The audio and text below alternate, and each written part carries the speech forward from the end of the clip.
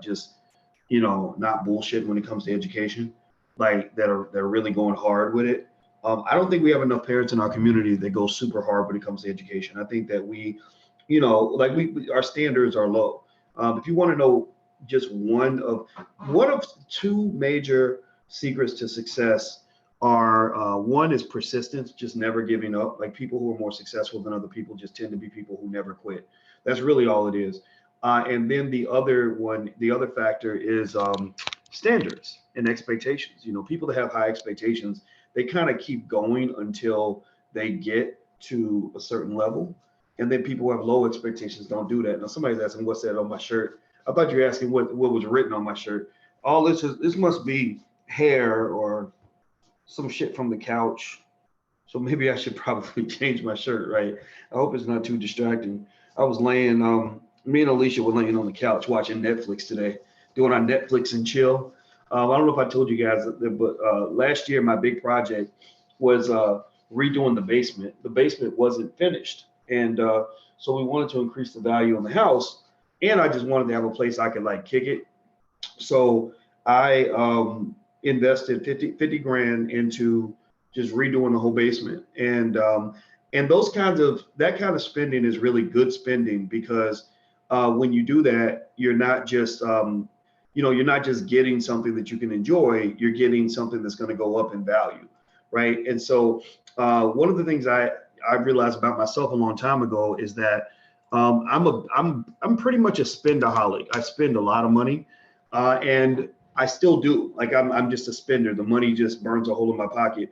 But what happened was I became what I call an investaholic. So now I still spend a lot of money, but I don't spend money on bullshit. I'll spend money on things that are good, that's going to give me a long-term value. Like I'll dump tons of money into my business. I'll dump tons of money into stocks and bonds. I dump tons of money into, investment projects, real estate type stuff, or whatever it is, a new business idea. And I learned that gives me the same fix from spending that I used to get when I would buy stupid things, right? So, spending money is not always a bad thing. Letting go of your money is not a bad thing. What's bad is when you put your money into stuff that doesn't give you any value long term. Like money is supposed to be kind of preserved. It's like I don't know, maybe if you think about, like if you get a house, like your house is supposed to just be there and preserve itself, right? You're not supposed to like eat your house or tear your house down or whatever, or you buy clothes, right? And you expect to keep the outfit. Like if you have somebody that says, oh, I buy a new outfit for every day of the week, you would probably say, that's crazy. Like, why would you do that? Like, why would you buy clothes, wear them once and then throw them away and then have to go buy some more? So money is the same way. Like a lot of us do our money like that. We get our new money from our boss, maybe whatever white man we work for, and we take our money, we spend it, we run out, and then we go out and get some more money, right? Which is just like kind of buying a new outfit every single day instead of actually keeping your clothes. Well, money is kind of like clothes where, you're supposed to have at least some percentage of your money that you just keep, some percentage of it where you keep it, and you either keep it in its current form, or you let it transition and switch forms. You let it turn into something else. It becomes, maybe it goes from being cash to being stocks. But either way, you still have the money. Like I put a bunch of money into crypto when the crypto stuff started up, and I still do. I'm still a believer in crypto. But I just quit messing with it because I don't like people. Black Enterprise, I think, listed me as one of the key go-to people to talk to about crypto, and that came with a lot of weird ramifications that I wasn't happy with. Like it came with people blaming me when the crypto market crashed, even though I did everything in my power to warn them. Like there's videos out there where I did this 1,000 times where I kept saying, don't get too excited. Don't get too excited. This stuff can drop at any time. Don't get too excited. Of course, people don't listen because when they getting high over their money, they ain't listening to nobody. But then when the market crashed, people were like, voices out here telling people to buy crypto, and the crypto market crashed. Well, there's no investment that you can make that I know of that doesn't have the possibility of decreasing in value. There's no investment out there. I mean, if you invest, you can lose money. It's just like basketball. Like if you take a shot, it might not hit, but that doesn't mean you don't take shots. And I think a lot of people, get that twisted. They think that they're discrediting a whole investor mentality when they can point to one time where an investor made an investment and lost their money. Well, shit, that happens all the time. Every good investor has had times where they got their ass kicked. You know, just like every great basketball player can tell you about the time where he missed 8 shots in a row or he lost the big game, right? But that doesn't mean he doesn't play basketball anymore. It just means he tries to hit more shots than he misses, right? You'll never score points if you don't take shots. You'll never score points if you don't take shots. So you know, if you ask me, like LeBron James, for example, is a great basketball player, and he went to the Lakers this year. And I did not like that decision. I thought it was a bad basketball move. Maybe he had personal reasons for going to LA. But when he went to LA, I said, I predict that he's not going to make the playoffs this year, and he may never make the playoffs again.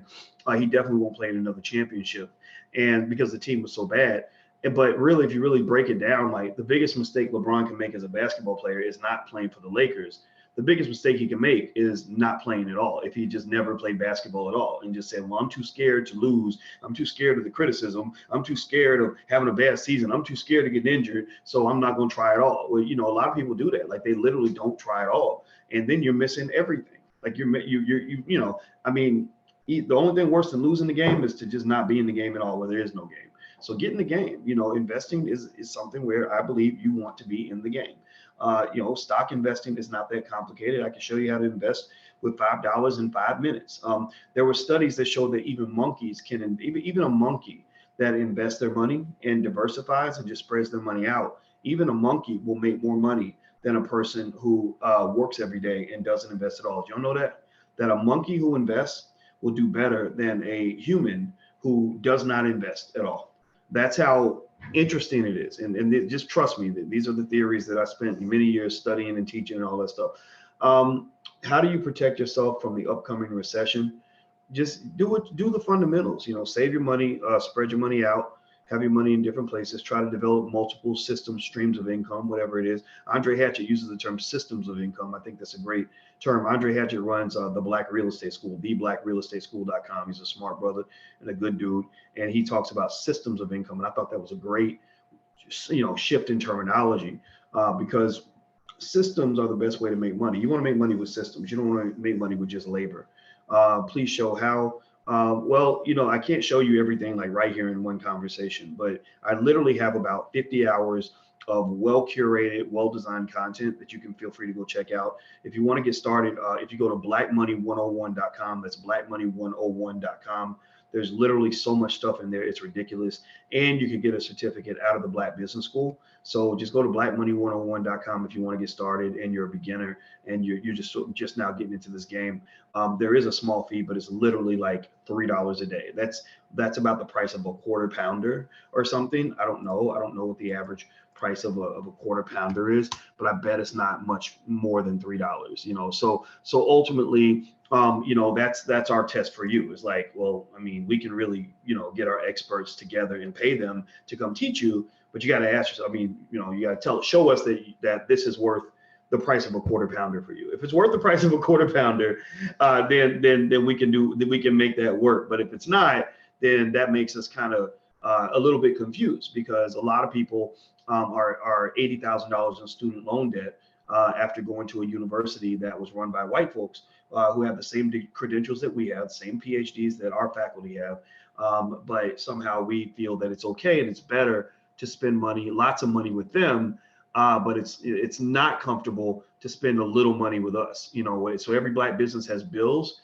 So if you want to support Black businesses, don't ask Black businesses to give you everything for free, because when you ask them or even allow them to give you everything for free, then you're putting that business out of business, because every business has expenses. Okay. And every business owner in here, please raise your hand. Shout out what city you're from. Tell me what city you're from. I'd like to see where everybody's coming from. If you're on YouTube also, please hit the thumbs up button. Please hit the thumbs up and the share button and subscribe and all that stuff. Okay. So let me give you, Dan says I gave you a shout out in my book. Okay, that's what's up, man. Thank you, Dan. I would click the link for your book, but I got big fingers, so if I tap the phone, all of y'all will like be knocked out of the live stream. So, but everybody check out Dan Owens' book. Well, put the title in there, Dan, so everybody can see the title. Okay, it looks like he already did. It's Financial Longevity. Okay, there you go. Good job, brother. Good job. Okay, I see Riverside, Fasain, and I hope I didn't mispronounce that. I see Long Island, New York, Indianapolis, St. Louis. Farmington Hills, Albany, New York. Okay, that's excellent. I love it. San Antonio, Texas. You know, y'all have an AAF football team, the San Antonio Commanders. I watched the AAF, which is the American, the Alliance of American Football. I love the AAF football. Like, it's really good football. Like, these are really good players. Like, you guys should check it out. If you're done with the NFL, like, check out the AAF. It's actually good. Got some good.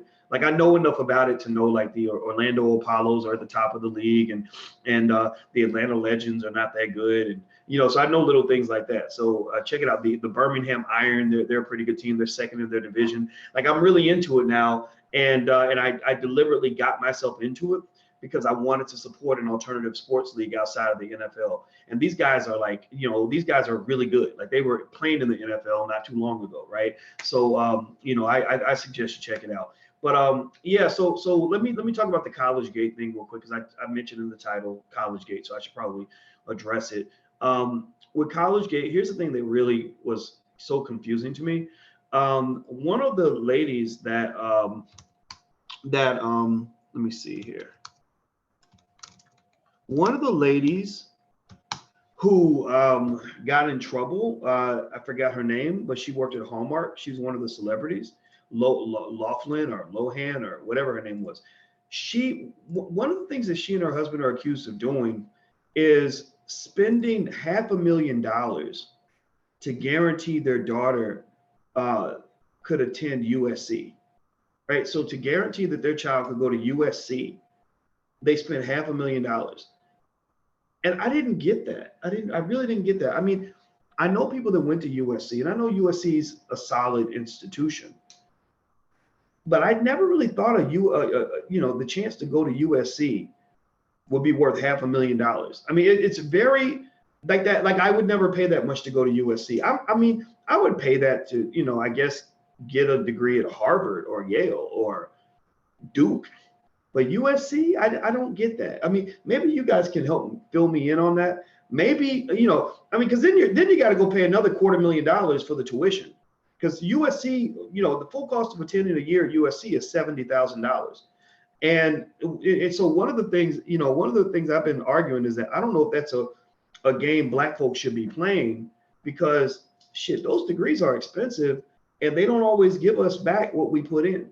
When you go to these institutions and you go 80,000 in debt, or you're guaranteeing that you're going to give them 70,000 a year, or $250,000 over a 4-year period, or whatever the number was, or 280,000, you're giving away a whole generation of wealth.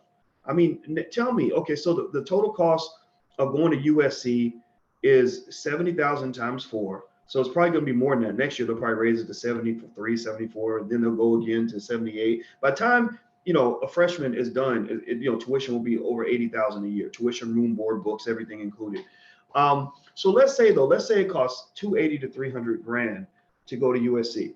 I want you to ask yourself, how many Black families do you know are in a position where when somebody in the family dies, they're able to leave $300,000 in wealth to the family? Like, think about the last person in your family. Give me a comment. Somebody talk Black to me today. Tell me the last person you died. Uncle Willie died, last year. Aunt Lucy died 2 years ago. And I want you to tell me, did Aunt Lucy, Uncle Willie, Cousin Bobo, or whoever, did they leave more than $300,000 when they died? How much did they leave? Zero. Okay, I see. Fit Betty says zero. My dad will inherit tons of land. Okay, good for you. $500,000. That's a lot of Happy Meals. Yes, it is. Nada, right? Not one, none. Right, you're right. So I'm not saying that nobody ever leaves anything. Nobody has anything to leave. I'm just saying that I hear a lot of stories about Black families that die, or where somebody dies. Like, and a lot of times it'll be the breadwinner, the main breadwinner of the household will die. And not only will they not leave any assets, they don't even leave a fucking insurance policy, man. Like, not even an insurance. I'm like, damn, like insurance, might have cost you a few dollars a month to have something in place to at least pay for the burial. A lot of people live as if they're never going to die, which is quite a weird contrast, because Black people die more than anybody, right? We're quicker to die. Black men die faster than everybody because, you know, we got all the stress of working for white folks. And, you know, when you're sitting there tickling a white man's balls for 25, 30 years, that's going to stress you out, you know? So that's why we get heart disease and diabetes and strokes and heart attacks and all that, right? And so you would think that life insurance would be kind of important for us, but I think that there's something that goes back to what I was saying before today, earlier in the podcast on Dr. Boyce TV. I was talking about how we tend to be very reactive, but not proactive. We respond. We're very emotional when it comes to responding to something that just happened, but we're not very emotional when it comes to responding to what could happen and preparing for what could happen, right? So it's a culture. It's hard to fight that culture, right? It's very difficult. But what helped me a lot was I started living my life as if I might die next week, but maybe it was easier for me because I mean, I'm in a position where I have gotten death threats and it is a real possibility somebody could kill me for whatever reason. So I kind of started thinking about what it really means to take care of your family. And what I realized, my conclusion was that a real man doesn't just take care of his family when he's here. A real man takes care of his family when he's not here. So I started doing what I call stress tests. Banks do stress tests to determine how they would react, how their finances would react during an economic downturn.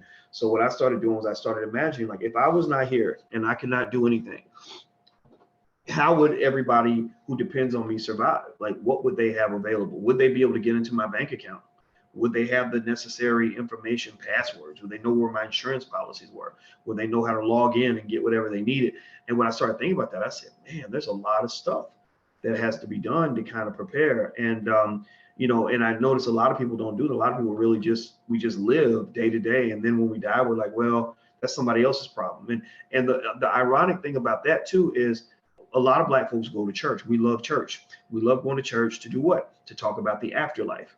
We always talk about the afterlife. I'm gonna get my rewards in heaven, and in heaven they got streets paved with gold, and I get 100 virgins that I get to have sex with all the time, and $1 million in my bank account or whatever. Depending on what religion you are, they promise you all kinds of goodies in heaven.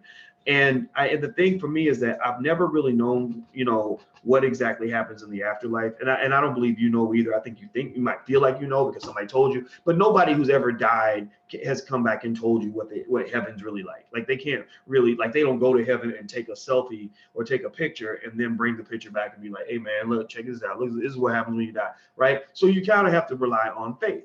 Faith is where, you read the Bible, you hear your pastor, other people around you say it. So you kind of believe it based on faith. But one thing that I can tell you, though, is that there clearly is an afterlife. There's definitely an afterlife. And I can prove to you that afterlife exists. The afterlife that I'm talking about is the one that is not so selfish. See, when we talk about the afterlife, we're talking about what we gonna get. What's going to happen to me, what I'm going to get. I'm going to be in heaven. I'm going to be surrounded by women and money and gold and all that. But we can't prove that afterlife. But what we can prove is that after you're dead, other people will continue to live. The world will keep spinning. There will be an afterlife after you're gone, right? So after your life is over, your children will still be here, most likely. People are going to still be here that are going to be affected by the choices you did and did not make. They're going to be impacted, right? So after you're gone, if I died tomorrow, God forbid, the world will keep spinning. This house will still be here. The children will still be here. My family will still be here, right? Your family will still be here, right? And so when I think about preparing for the afterlife, I'm imagining if I'm in the ground, and I, leave a legacy, I'm imagining, what it would be like for them to come into my office and clean up all of my stuff and go through every single thing that I own, right? Like when I took my job at Syracuse University, when I first joined the faculty way back in the day, 2001, the reason that they were in a rush to hire me was because the man who had my office right before me was a very hardworking scholar who died suddenly of a heart attack. He just died. Like, nobody expected him to die. He just died.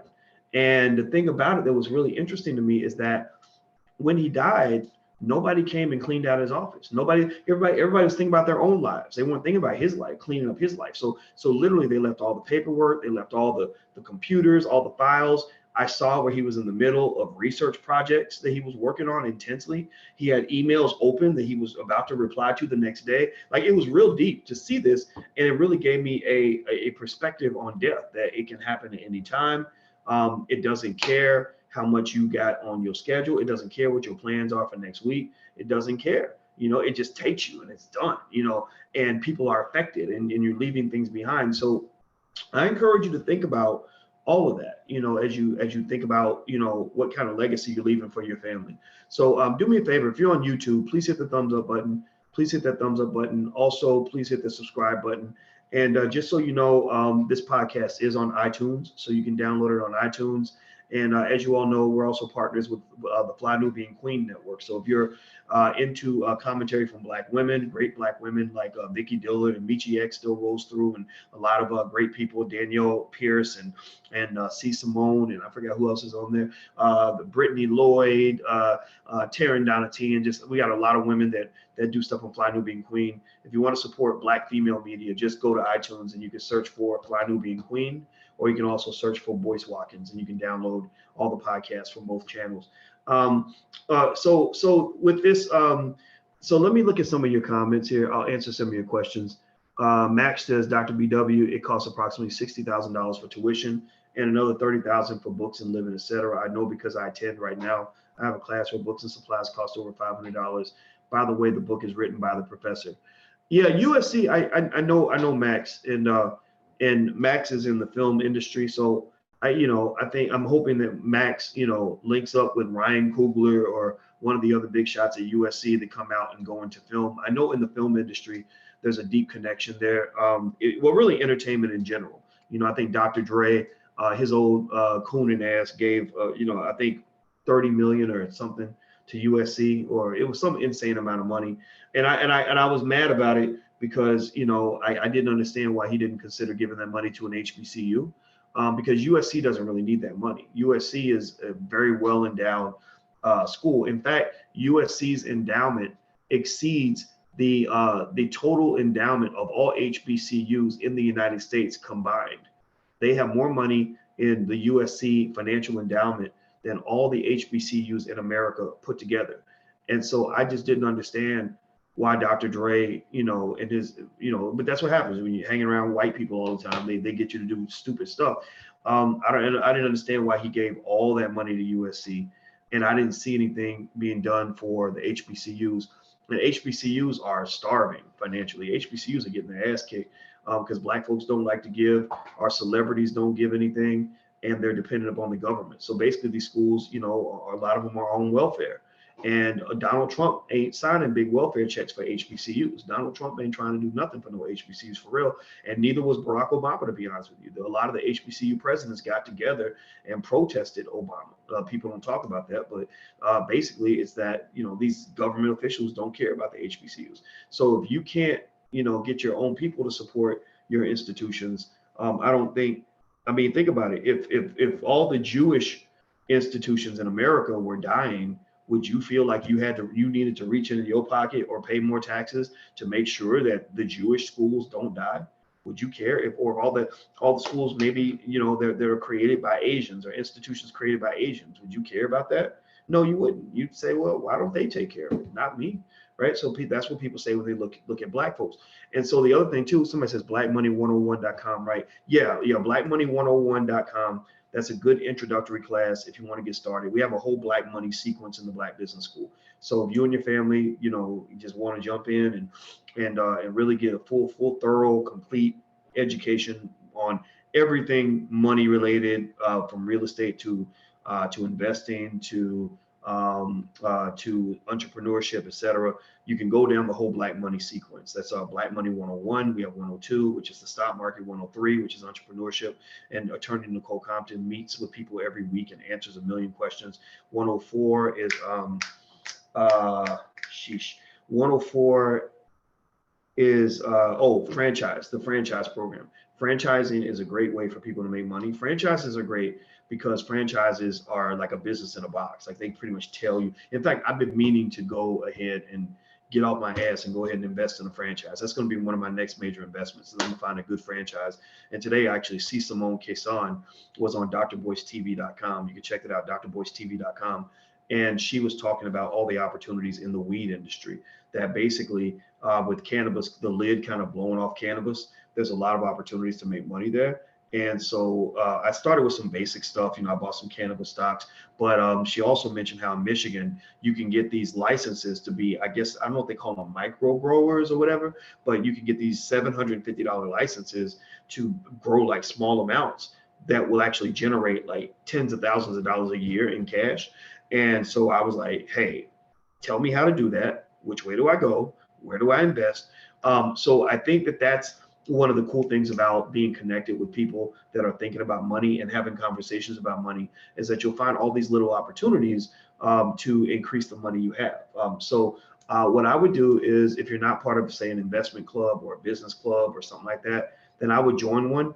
And in fact, actually, if you happen to live anywhere near Illinois on any level, I'm gonna get a hotel room in Joliet, Illinois. I think sometime at the end of April, and basically do kind of a one-day investment conference, like a mini conference. And it won't be many people, maybe 50 people. We'll just go in a room and we'll spend the whole day kind of breaking down stock market investing and just talking about money from a lot of different angles. So I'll keep you guys posted on when we do that. I want to get out and actually talk to more people. And also I'm looking to do it again in Philadelphia, and I might do one in LA maybe before the summer. What about the Acorns app to start investing? I think Acorns is an excellent app. How do I start an endowment for my future business? Just start saving your money, start putting money to the side. And also remember that capital is not just financial. It's not just how much cash you have in the bank. Capital is also, it's basically resources, capital, back in the day, think about this. There was a time where there was no money, right? A lot of Black people think we can't invest because they claim we don't have any money, as if 1.3 trillion in economic spending potential every year isn't actual real money. I don't know what they're thinking, but Black people, actually, if we were a country, we'd be one of the richest countries on the planet, but we'd also be one of the dumbest countries on the planet when it comes to what we do with that money, because we give it all away. We literally pay white people reparations to the tune of $1 trillion every year, just in case you want to know. In case you are in that minority of people who believes Black people have no money at all, just understand that, there was a time where there was no money. There was a time where money didn't exist, right? So when you go back, 40,000 years when money did not exist, people still knew who the rich people were and who the poor people were. How did they know? How did you know who the rich guy was versus the poor guy? How did you know? Well, because there were other ways to measure wealth. Maybe it's property, how much land he has, how many cows he has. I have a friend that lives in Africa, sub-Saharan Africa, and basically she said, my dad is a millionaire, and they live like the people on Coming to America. They got a big ass house and a gardener and a maid and a driver, 2 drivers, a Bentley here, a Benz, a Range Rover. And I'm like, how y'all living like this? What's going on? And she said, yeah, my dad has lots of cows. And that's why her dad's a millionaire. She said, he was broke and he started buying cow. He bought his first cow and then he started breeding them. And now he has actually it was his grandfather, her father's grandfather. So this is, wealth is intergenerational. So her father's grandfather bought a couple cows, started breeding them, passed the cows down to his children. They kept breeding them. And then by the time we got to the grandkids, they were balling out of control, And so basically, I'm just telling you, like, look, you ain't got to, leave your grandkids and your kids a bunch of money. Just get them some cows, like find other measures. And what I mean by that is find other ways to measure your wealth beyond just how much money you have. If you have free time is an asset. Free time can be translated into productive products. You could, if you're writing a book, time means you now have time to write your book. When you go to work every day and that white man pays you that paycheck, he's paying for your time. So your time has a lot of value, right? That's why he's paying you for it. What else? If you are reading and learning and you have skill and knowledge, well, that is another asset that you have. What else? If you have a network, if you know people, and they trust you and they like you and you're talking to them, well, a good network really is a huge financial asset. You know, there are people who value their network far more than they value their money. So look at all the other types of capital you have without thinking that I have to have a bunch of money in order to start making money. You need money to make money. No, you need capital to make money. Capital is not always in the form of money. Make sense? Good. Hit the thumbs up button. If you're on YouTube, please hit that thumbs up button. I see Fit Betty in here. I see Ryan Johnson. He's a moderator, so he's in here good. Miss Mello's in here, so y'all can keep the trolls out. Thank you very much.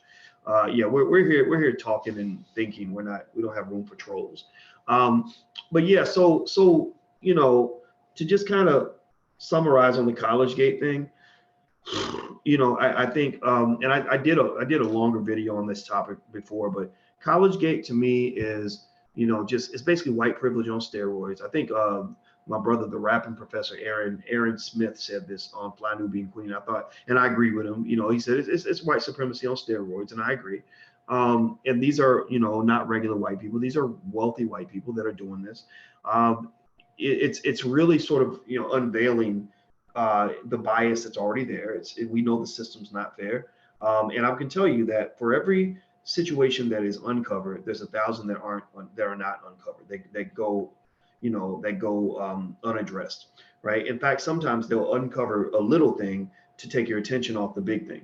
It's like the Michael Jackson thing. You know, Oprah wanted to interview Michael Jackson's accusers, and they want to point the fingers at Michael Jackson and R. Kelly and Bill Cosby, I believe, because they're taking attention away from the massive pedophile network that they have in Hollywood that Oprah knows about. Oprah knows, you know, about all these white guys that are her friends that are in Hollywood that are molesting children right now as we speak. So ultimately, sometimes they'll give you something small to get your attention off of the thing that's big. So I believe in this scandal, they're going to get you to see this as an isolated incident, like, oh my God, this is terrible. These white people, what's wrong with you? I'm mad at you. Pitchforks are out. You know, we're screaming and hollering.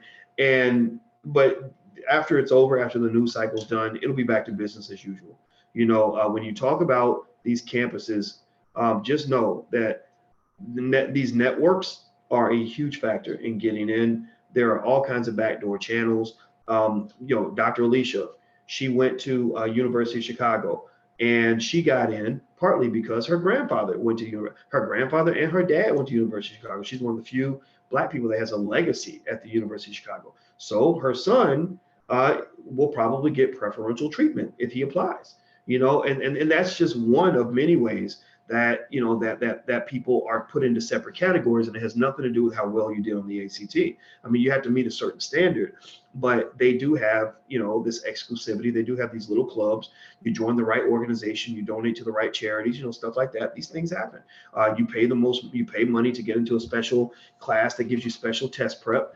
Typically, I think that what made this scandal a little bit different, though, is that it was so blatant. It was such a blatant kind of scam in the sense that it was like you do no work at all. You know, somebody takes the test for you, which actually the NCAA, they have situations like that all the time where guys get into college because somebody took their test. And also they were having them pretend to be athletes, which they weren't athletes. And I think that was like another thing that was really interesting about this scandal. Dr. Boyce, do you know any investors? I know a lot of investors. I'm an inventor and I have some products they can invest in. I don't really know exactly how to get it out there. If you want, you can send a short email to manager@boycewatkins.com, and I can see about, you know, putting it on the Facebook page or something like that. It's hard to get investors for an invention. You know, it's just tough. Sometimes you have to be your own first investor. I've had great business ideas. I did a pitch to a guy, three Black guys, a few years ago, and I had a concept about 7-8 years ago, and I had a concept for something that I had actually invested my own money in. I'd already put thousands of dollars of my own money into it, and it was working. It was already making money. And I told them, I said, if you put more money in, we can accelerate the growth of this project, and I think we can make a killing. And I just thought it was a slam dunk, no brainer. You know, one of the guys I think was a part owner of an NBA team. I don't remember if it was the Celtics or whatever. But he had told me about the horrible, miserable returns he was getting on his other investments. And I was like, oh, I can do much better than that for you. I mean, a lot of the stuff we invest in, it gets 50, 80, 100% returns. Like we don't do 6% and shit like that. And I did a whole pitch for him and laid it all out, graphs and charts. And he just, you know, and there were 3 of them. And I think that 2 out of the 3 were really like interested. One was a lawyer, another one was another guy. And the 2 out of the 3 seemed really interested. But then the one guy who was like the head of the pack, he just said, I'm not interested. And everybody just kind of froze. And I was like, okay, is there a reason? Is there something we can do to make it better? And he just didn't say, he just said, I'm not interested. And the other guy was like, well, hold on, wait, let's not get too hasty here. And but it was like once the lead guy said he wasn't in, the other 2 just kind of followed suit. And I remember being so upset about it, like just like, what's wrong with this idiot? Like, but because he was giving money to like stupid stuff that white people were presenting to him, and they weren't even making money, right? And I understand these things. I'm a finance professor. I have a PhD in this, so I know what a bad investment looks like. And so anyway, here's the thing though. So years later, that I went ahead and I put my own money into it. I invested in myself, and this project ended up making a killing, like so much money. I mean, I wouldn't even say quadrupled my money. I probably made 10 times more than what I put in, maybe 20 or 30 times more. And I remember looking back and thinking, thank God he didn't invest. Thank God he didn't invest, because if he had invested and I had given him the percentage of ownership we were willing to give him at that time, I would be pissed, because I'd be giving him so much more than what he put into the company, and I'd be doing all the work and all this other stuff too. So sometimes when you don't get what you want, it's actually a blessing. It's like in college. I had this really horrible girlfriend in college, and she was a bitch, and she was ugly, and all this stuff. Don't ask me how I ended up dating an ugly, bitchy woman. It just sort of happens sometimes. And I remember, when she didn't want to date me anymore, and I was like begging her to come back, and oh please, baby, please, and she kept saying no, and I just looked back on it, and I'm like, oh my God, thank God that she didn't give me what I wanted. Thank God that she did not accept my advances, or she didn't show interest in being with me, because over time I realized, like, wait, I can do much better than her, right? So sometimes you don't get what you want, but it's for the best. Sometimes that means God has something better in store for you. So just hold out, keep it moving, and then if you really know the quality of what you're investing in, sometimes you got to be the first investor. The best way to show people that you're a good investment is to show how much you've invested in yourself. I'm gonna tell you like this: you come to me with an idea or something great that you want to do, and you haven't invested in it, then I'm not going to invest in it. Because my first question to you is, so how long have you been working? How many years of your life have you dedicated to this project? If you say, oh, I came up with the idea last week, well, oh, so you want me to put up 10 grand to see if your idea works? So I'm doing the hard part, you doing the easy part. You go do the collecting the money part, but I got to come up with this money. No, I'm not doing that. Now, if you show me that you have made consistent investments over a long period of time, and you put a lot on the line, and that means you understand your business. That means that you're dedicated, you're committed to it. That's what they call in finance. They call that the I think they call it like the lemon law, or the lemon factor, or something like that, where basically it just says that if somebody asks you to put your money into something that they don't want to put their money into, then you shouldn't put your money into it. That's a very bad decision. So first question you should ask anybody that asks you to go, to be down for whatever, is to ask them, so what are you willing to do? Like, hey man, let's go ride on these dudes, man. They killed my homie, and I think we should go. I need that somebody need to go kill him. Somebody need to go shoot him. I'd be like, okay, are you going to be in the front of the line? Are you going to be the one who shoots first?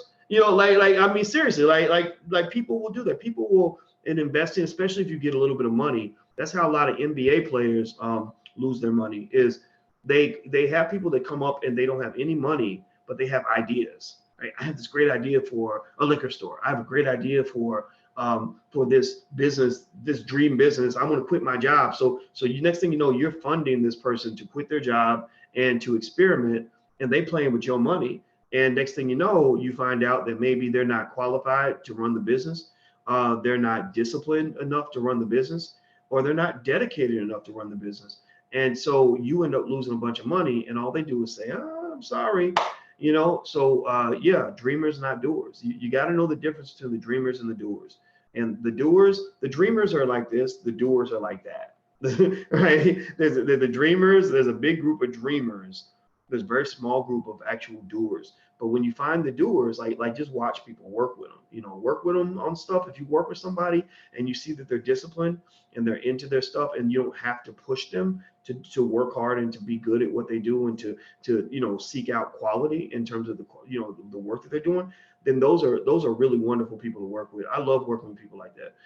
What's really been difficult is when you see potential in somebody. I had to work through this. I had to stop doing this. I would see potential in somebody and I would invest in them and I would try to push them to reach their potential, and they wouldn't want it. And I would end up wanting it more than them because I'm seeing the potential of what they could become if they dedicated themselves, right? And so I'm like, no, just keep going, try it again. Hey, did you do it today? Did you? Oh, well, I was busy. I got caught up at the grocery store and the blah blah blah. But you said you'd have it done by this morning at 9 o'clock, right? And every time, there's a commitment or an agreement to get something done by a certain time, they never make that commitment. So I learned how to push myself to be hands off. Like, just let it go. Like, don't put any more of your money or your time into this person. Let them decide if they want to move forward with their life or if they don't. Never ever want it more than the person that you're talking to. A lot of people go through that in their relationships too, especially women. Women will see some raggedy ass man who they think has potential and spend 20 years of their life trying to fix this raggedy ass man.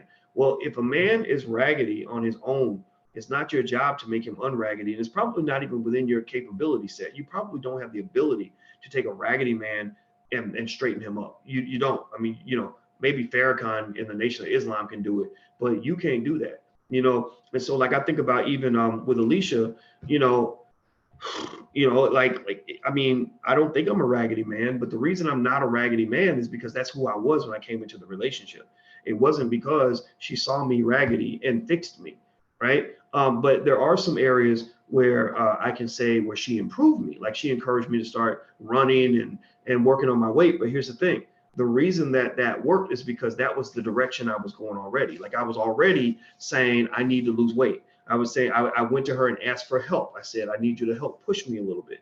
I said, this is something I got to do. And so my mind was open to it, right? And that made it easier for her to help improve me. But if people's minds are not open to it, then you're going to be frustrating yourself. Like, the best thing to do is to work on your shit, but then also work with people who are on their shit and people who are going to push you to do a better job. And those tend to be the best partners to work with. Like, I love working with people where I don't even have to tell them once to go and do the thing that we both agreed we're going to do. They're actually coming back to me and saying, hey, don't forget, we said we're going to do this by 5 o'clock. I love that. The people that I got to chase down and fight with and all that, those are not good business partners. So do not pick business partners that are not serious about their business. Pick people that can handle their business and people that are disciplined and serious. Not just people who say the right things. A lot of people want to be disciplined, but they don't have the discipline to truly be disciplined. So they disappoint you, they disappoint themselves, and next thing you know, you done lost a whole bunch of money, and you're mad, and y'all ain't talking because this person did not keep their commitment. So that's